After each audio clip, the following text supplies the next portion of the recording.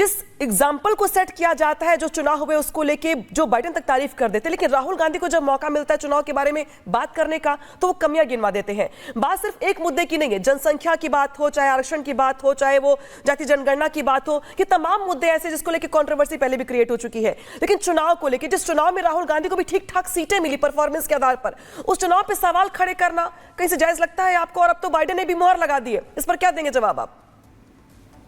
देखिए, लोकतंत्र में अगर सरकार से सवाल पूछना गुनाह है अपोजिशन का, और केवल सरकार का गुणगान गॉडसे के विचारकों की तरह करते रहे हैं, नहीं। इस देश में दो विचारधारा काम कर रही है। बीच में सुन लीजिए, बोलेंगी तो अच्छा नहीं लगेगा। आपने टाइम दिया है 1 मिनट मेरा। जब वो बोल रहे थे तो आप बिल्कुल कथा सुन रही थी, जैसे आशाराम बाबू की। नहीं, टोका था उनको, लेकिन मैंने कहा पहले आपको टोक दूं। नहीं तो मेरी सुन लीजिए, मुझे आप 10 सेकंड में टोक रही है मुझे, मेरे को सुन लीजिए। तो इस देश में दो विचारधाराएं काम कर रही हैं, एक महात्मा गांधी की और एक गॉडसे की। हम लोग महात्मा गांधी के विचारक हैं। अभी कुछ फेक यूनिवर्सिटी के लोग थे जो व्हाट्सएप यूनिवर्सिटी पे उठा के पुरानी बातें करते हैं। वो इंदिरा गांधी, देश की आयरन लेडी, जिसने पाकिस्तान के 2 टुकड़े कर दिए और उठा के ठोक के संसार में एक मैसेज दिया। बाइडेन ने भी नहीं, वो अमेरिका भी नहीं चाह रहा था उस वक्त, और उनके खिलाफ उन्होंने कहा कि नहीं, अपनी तोप पर अपनी नौसेना हटाइए और हम कर देंगे। तो झूठ बोलो, जोर से बोलो, ऊपर से नीचे तक भाजपा और उसकी शेल कंपनी और मुखौटे चेहरों के काम है। केवल फेक एजेंडे चलाइए। राहुल गांधी ने कोई भी ऐसी गलत बात नहीं कही, ना कोई ऐसी बात कही। देश के प्रधानमंत्री विदेश में जाके जब देश की खिलाफत करते हैं, कहते हैं अरे छोड़ो यार, भारत में जन्म लेने में शर्म आती है, मैं भारत में पैदा हो गया। डॉक्टरों को भी इज्जत करते हैं, यूएस में जाके, हिंदुस्तान में दोहा में जाके कहते हैं अरे क्या इस देश में कुछ नहीं। रशिया में जाके कहते हैं कि अरे भारत में तो हताशा और निराशा सी 2014 से पहले। तो इस फेक यूनिवर्सिटी का अपना हक क्या कहते रहिए, कहने दीजिए। मैंने सर आपको राहुल गांधी का जो बयान दिया गया था उनकी ओर से, वो साफ साफ मैंने शुरुआत में ही चला दिया था, बुलेटिन के पहले ही, डिबेट के पहले ही आपने बयान सुना होगा वो, फिर भी आप झुठला रहे हैं। चलिए अच्छी बात है, मैं आपके पास वापस लौटूंगी, लेकिन मैं फराज किदवई जी के पास जा रही हूँ। फराज जी, आप तो समर्थन भी करते हैं कांग्रेस का, आप तो खुल के आप लोग चुनाव लड़ रहे हैं हर जगह पे, लेकिन राहुल गांधी जो बार बार जाके विदेशों में बयान देते हैं, उससे कैसे बचेंगे आप लोग? क्योंकि बात सिर्फ एक मुद्दे की नहीं है, हर मुद्दे को लेकर जाके वो बात करते हैं, और हर बार कभी सिखों को लेकर बयान देना, कभी जनगणना को लेकर बयान देना, और चुनाव पर सवाल खड़े करना। ये बयान मैंने सुना है भी पहले आपको, इस पर जवाब आपका। क्या आप भी ये मानते हैं कि अभी तक ईवीएम वाली बात चलेगी, या चुनाव की परफॉर्मेंस के बाद समाजवादी पार्टी के सुर कुछ बदलेंगे भी? अनामिका जी, सबसे पहले तो हम लोगों को ये क्लियर करना पड़ेगा कि जो बाइडेन साहब अगर अमेरिका की धरती से कुछ कह रहे हैं तो उस पर हमको खुश होना चाहिए, और अगर उनकी बातों को हम महत्व दे रहे हैं तो फिर राहुल गांधी जी जब यूएस यूनिवर्सिटी में जा करके कुछ बोलते हैं तो उसके ऊपर इतनी हाय तौबा क्यों मचती है।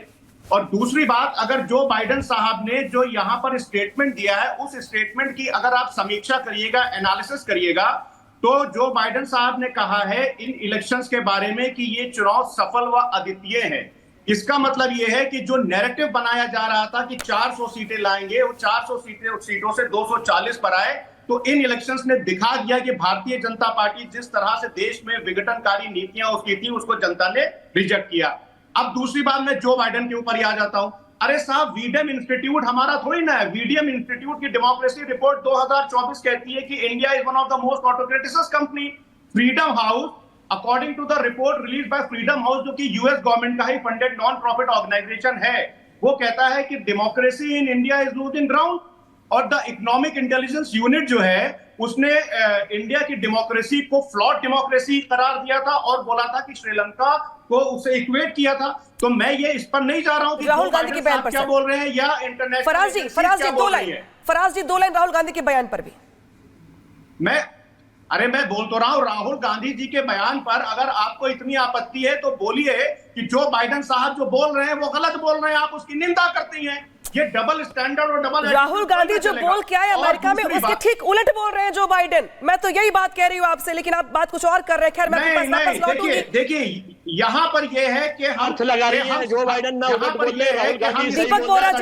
दीपक बोरा जी मैं आपके पास आ रही हूँ। पॉलिटिक्स से इतर, समाजवादी पार्टी, बीजेपी, कांग्रेस की पॉलिटिक्स से इतर जो बाइडेन के इस बयान के मतलब क्या निकाले हम? क्योंकि जिस तरीके से तारीफ की गई उनकी ओर से भारत की, ये तो मानना पड़ेगा कि वो एक्सेप्ट कर रहे हैं कि जो बड़े लोकतंत्र है दुनिया के, उसमें जो भारत है, जिस तरह से चुनाव करवाया गया भारत में, वो काबिले तारीफ है। आभारी हूं मैम, आपने मौका दिया है आपके चैनल पर शरीक होने का। बहुत अच्छा लगता है क्योंकि आपसे बहुत कुछ सीखता हूं और हमारे पॉलिटिकल लीडर्स जो हैं। नॉर्मली मैं डोमेस्टिक अफेयर्स पे कमेंट नहीं करता, 51 साल मुझे कूटनीति में हो गए, लेकिन इतना बता देता हूँ 6 देशों में मैं आपका राजदूत रह चुका हूँ। राजदूत का काम क्या होता है? एक तो मित्रता बढ़ाना उस देश के बीच में और भारत में, और दूसरा अगर उस देश के पास पॉसिबिलिटी है तो वहां से पूंजी निवेश इन्वेस्टमेंट भारत में आनी चाहिए।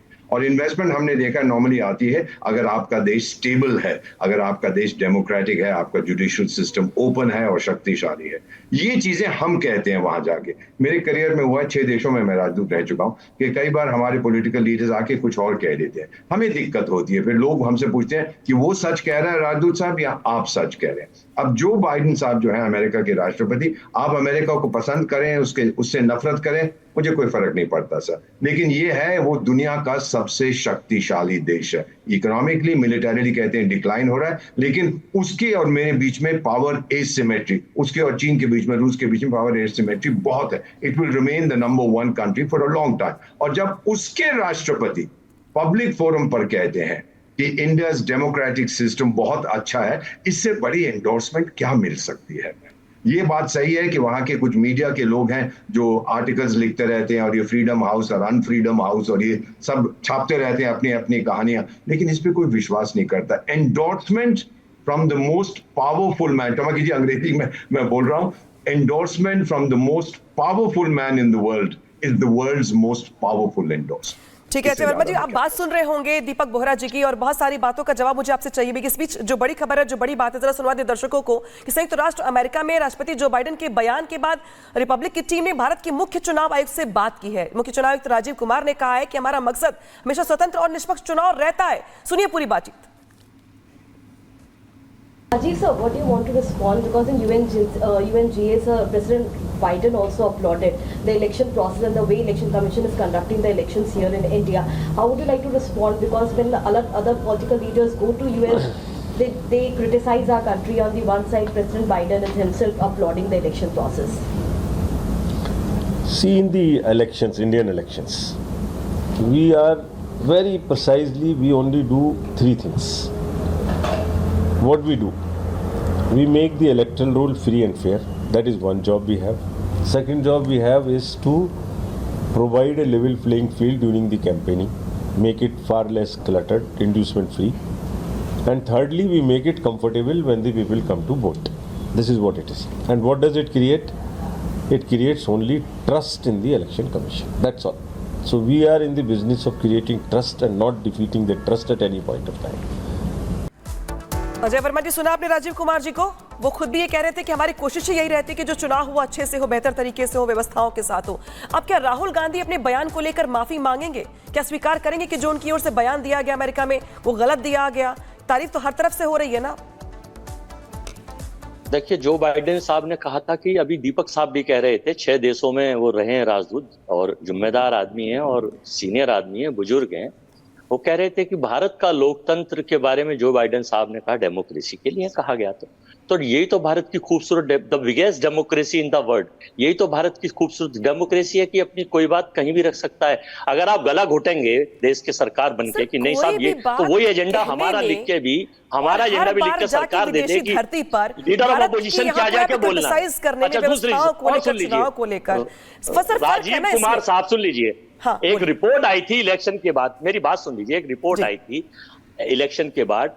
आप एनसीआर का भी डाटा पढ़ते हैं, सीआरबी का भी, कि 80 सीटों पर कुछ सीटें ऐसी हैं, 80 सीट हिंदुस्तान की 542 में से, जहां वोट तो पड़ी थी सपोज 100 और निकली वहां 110, जहां वोट तो पड़ी थी सपोज 120 वहां निकली। तो जब उस 80 का अगर जांच कराया जाए तो चुनाव आयोग पे क्यों नहीं उंगली उठाई जा सकती? पहले तो चुनाव आयोग पे आडवाणी साहब ने उंगली उठाई थी, इनके जीवी नरसिम्हा राव ने तो किताब ही लिख दी थी, और इनके एक वो थे स्वामी साहब, उन्होंने तो 10 में कोर्ट में चले गए थे कि साहब चुनाव आयोग तो बिल्कुल काम ही नहीं करता है और एक तरफा चल रहा है। अगर लोकसभा चुनाव के वक्त भी कई लोग सुप्रीम कोर्ट तक गए थे वीपीएट पर्चियों को लेकर के, लेकिन सुप्रीम कोर्ट से क्लीन चिट मिली थी। मैं याद दिला दूं एक बार फिर से आपको। दूसरी बड़ी बात यहाँ पर, दूसरी बड़ी बात सर यहाँ पर ये कि किसी भी मुद्दे को लेकर बात रखना कोई गुरेज की बात नहीं है। देश में महात्मा गांधी के इस देश में गांधी जी की विचारधारा चलेगी।